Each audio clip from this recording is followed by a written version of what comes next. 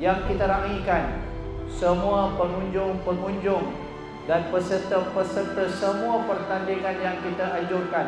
Tepukan paling gemuruh untuk semua sekali. Kita di Dun Semenyih khususnya memang berusaha sebaik mungkin sepanjang bulan Ogos kita buat macam-macam program dengan satu tema untuk menyatu padukan warga Semenyih dengan semangat perpaduan.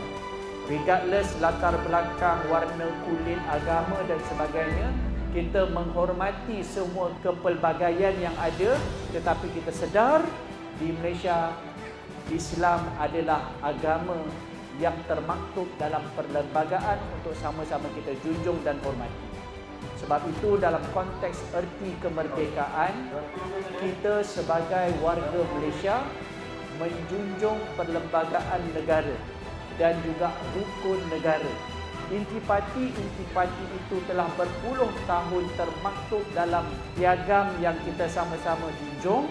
Mudah-mudahan di sinilah bagaimana kita menterjemah tanpa sesekali mengenepikan perkara-perkara yang telah pun meletakkan Malaysia pada landasan yang sangat damai dan harmoni. Malangnya akhir-akhir ini kelihatan ada usaha-usaha cuba mengganggu gugat keharmonian tanah air kita.